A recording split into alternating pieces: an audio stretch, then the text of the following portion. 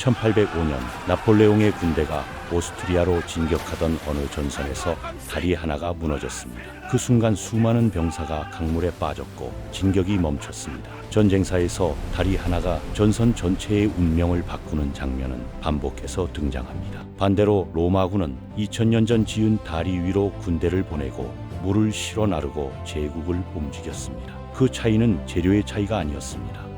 모양의 차이였습니다. 직선으로 버티려 한 다리는 무너졌고 곡선으로 흘려보낸 다리는 살아남았습니다. 마치 태풍 앞에서 뻣뻣하게 버티는 나무는 부러지지만 유연하게 휘는 대나무는 살아남듯이 말입니다. 오늘은 그 곡선의 비밀, 아치 브릿지의 2000년 원리를 파헤쳐 보겠습니다.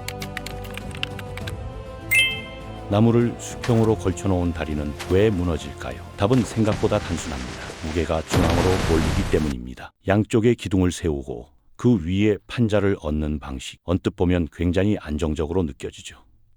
그런데 그 판자 위에 무거운 것이 올라오는 순간 문제가 생깁니다. 카드로 집을 쌓아본 적 있으신가요? 처음엔 멀쩡하다가 카드 하나만 살짝 눌러도 전체가 한 번에 무너지는 그 구조, 평판 구조가 바로 그겁니다. 중심이 약하기 때문에 무게가 쏠리는 순간 그 지점이 먼저 꺾이고 전체가 따라 무너집니다. 구조물에 작용하는 힘은 크게 두 가지입니다. 누르는 힘인 압축력과 당기는 힘인 인장력입니다. 쉽게 말하면 돌이나 벽돌 같은 재료는 눌리는 건 잘 버티지만 당겨지는 건 취약합니다. 그런데 평판 구조에서는 중앙 아랫면이 아래로 당겨지는 인장력이 강하게 발생하고 바로 이 지점에서 재료가 버텨내지 못하고 부러집니다. 고대 메소포타미아와 이집트의 장인들도 주로 기둥과 볼을 얹는 방식, 즉 돌을 수평으로 얹는 구조의 한계를 반복해서 경험했고 수백 년 동안 사람들은 더 튼튼한 재료만 찾으려 했습니다. 정작 해답은 재료가 아니라 모양에 있었는데 말입니다. 아치는 이 문제를 완전히 다른 방식으로 해결합니다. 곡선 구조는 위에서 내려오는 무게를 아래로 받는 게 아니라 옆으로 흘려보냅니다. 물이 산에서 내려올 때 절벽을 수직으로 뚫는 게 아니라 경사면을 타고 흘러내리듯이 아치는 하중을 곡선을 따라 양쪽 받침대로 분산시킵니다. 이상적인 아치에서는 구조 안에서 인장력이 거의 발생하지 않고 압축력이 지배적으로 남습니다. 돌이나 벽돌처럼 누르는 힘에 강한 재료에게 아치는 그야말로 최적의 형태입니다. 아치를 구성하는 부품들을 알면 이 구조가 더 선명하게 보입니다. 아치를 이루는 각각의 돌 조각들을 부쏘아르라고 부르는데 이 돌들은 그냥 쌓는 게 아닙니다. 하나하나 정밀하게 각도를 맞춰 깎아야 합니다. 각도가 조금만 틀어져도 하중이 엉뚱한 방향으로 전달되고 전체 구조에 큰 결함이 생깁니다. 마치 악기를 생각해보면 됩니다. 바이올린 현의 장력이 조금만 어긋나도 음정이 흔들리고 전체 연주가 무너지죠. 아치도 마찬가지입니다. 각 돌의 각도가 조화를 이뤄야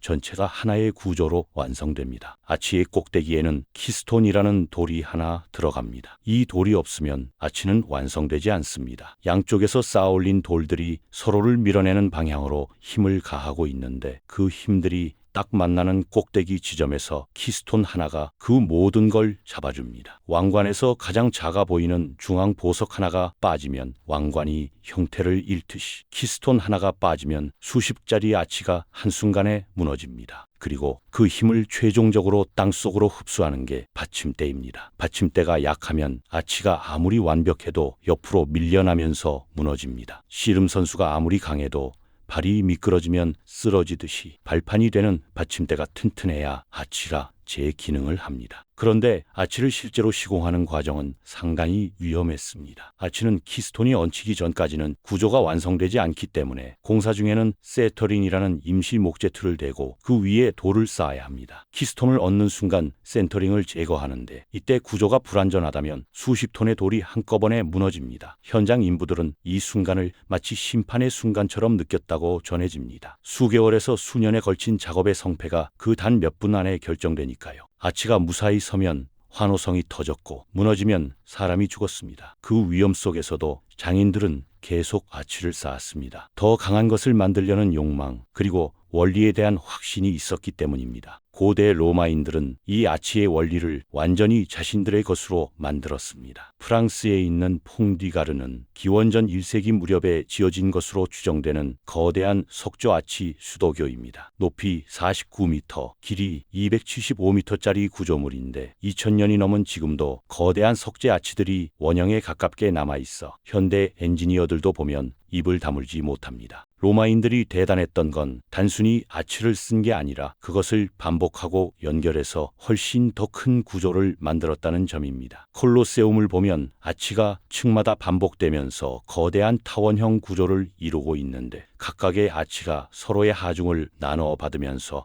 전체가 마치 하나의 생명체처럼 작동합니다. 아치는 로마 문명의 혈관이었습니다. 물과 사람과 생각이 오가던 통로였습니다. 그런데 로마인들이 아치를 이토록 빠르게 발전시킬 수 있었던 배경에는 또 하나의 비밀이 있습니다. 바로 로마 콘크리트입니다. 로마인들은 화산재와 석회, 바닷물을 섞은 독특한 혼합물로 콘크리트를 만들었는데 이 재료는 시간이 지날수록 오히려 더 단단해지는 성질을 가졌습니다. 일반 콘크리트는 수백 년이 지나면 균열이 생기고 부스러지지만 로마 콘크리트는 바닷물에 닿으면 내부에서 광물 결정이 자라면서 오히려 강도가 높아집니다. 현대 연구자들이 2000년 된 로마 항구 구조물을 분석했을 때 내부 광물 결정 구조가 여전히 성장 중이라는 사실이 드러났습니다. 단순한 옛 기술이 아니라 지금도 연구가 이어지고 있는 정교한 재료였던 겁니다. 로마 콘크리트는 이미 2000년 전에 시간과 함께 강해지는 구조재라는 개념을 구현하고 있었습니다. 아치라는 형태와 이 재료가 만났을 때 로마 건축은 말 그대로 시간을 초월했습니다. 로마 제국이 멸망하고 중세가 시작되면서 아치는 또 한 번 진화합니다. 중세 유럽의 건축가들은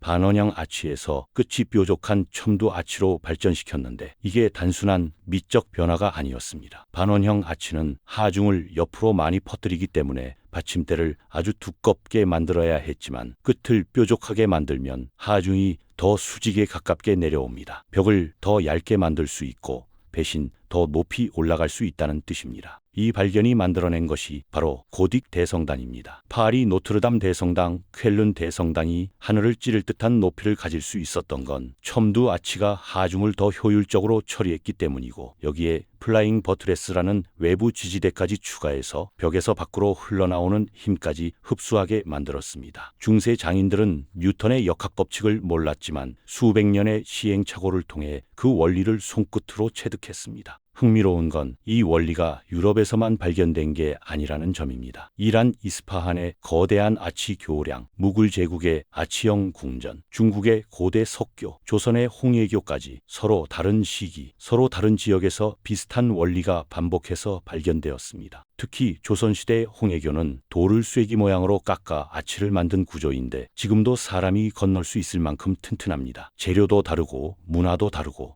서로 연락을 취한 것도 아닌데 인류는 각자의 방식으로 같은 답에 도달했습니다. 힘을 버티는 게 아니라 흘려보내야 한다는 진리는 어느 문명에서든 결국 발견될 수밖에 없었던 겁니다. 산업혁명이 시작되면서 아치는 철강과 만납니다. 1779년 영국 슈롭셔에 세워진 아이언 브릿지는 세계 최초의 주철 아치교로 완공 이후 약 200년이 넘도록 건재했습니다. 돌 대신 철을 사용했지만 원리는 똑같습니다. 곡선이 하중을 분산시키고 받침대가 그 힘을 땅으로 흘려보냅니다. 기술이 바뀌고 재료가 바뀌어도 근본 원리는 변하지 않는다는 걸 이 다리가 증명합니다. 아치 원리는 마치 고속도로 분기점처럼 작동합니다. 한 방향으로 몰려드는 교통량을 여러 방향으로 나눠 보내듯이 아치는 수직으로 쏟아지는 하중을 곡선을 따라 사방으로 분산시킵니다. 현대 공학에서도 아치 원리는 핵심으로 쓰입니다. 시드니 하버 브릿지, 뉴욕의 베이온 브릿지, 중국의 차오티안먼 대교는 모두 아치 구조를 기반으로 하고 있고 고속도로 터널과 지하철 터널, 댐의 공면 설계에도 아치의 원리가 그대로 적용됩니다. 터널이 원형에 가까운 단면을 갖는 이유가 바로 이겁니다. 사각형 단면은 모서리에 힘이 집중되지만 원형 그 힘을 골고루 퍼뜨립니다. 우리가 매일 지나다니는 지하철 터널 안에 수천 년 전 장인들의 지혜가 담겨 있는 겁니다. 그뿐만이 아닙니다. 현대 고층 건물의 로비 천장, 지하 주차장의 곡면 슬래브, 대형 경기장의 지붕 구조에도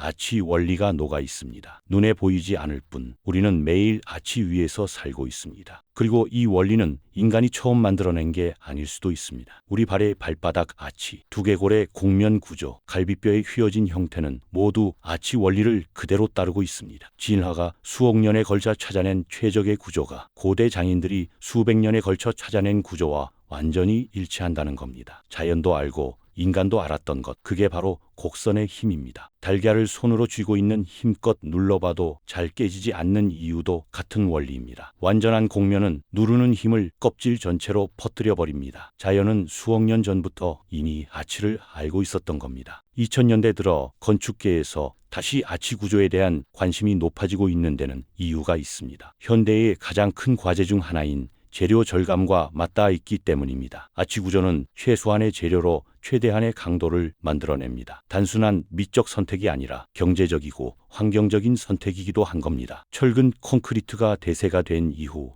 한동안 잊혀졌던 아치의 가치가 지속 가능한 건축이라는 관점에서 다시 조명받고 있습니다. 마지막으로 아치를 이루는 돌들이 어떤 방식으로 서 있는지를 다시 한번 생각해보면 흥미롭습니다. 아치를 이루는 돌들은 사실 서로를 협력해서 지탱하는 게 아닙니다. 서로를 밀어내고 있습니다. 각 돌은 옆에 돌을 누르고 그 돌은 또 다음 돌을 누릅니다. 이 밀어내는 힘들이 모여서 전체 구조를 지탱합니다. 혼자서는 설 수 없지만 서로를 밀어내는 그 긴장감 속에서 전체가 균형을 이룹니다. 하나가 빠지지 않는 한 무너지지 않는 구조, 그게 아치가 2000년 이상 살아남은 진짜 이유입니다. 재료는 바뀌었고 기술은 발전했지만 그 근본 논리는 오늘도 우리 주변 곳곳에서 작동하고 있습니다. 우리가 밟고 지나가는 다리 아래, 우리가 매일 드나드는 터널 안, 그리고 우리 발바닥 아치 속에도 고대 장인들의 지혜가 살아 있습니다.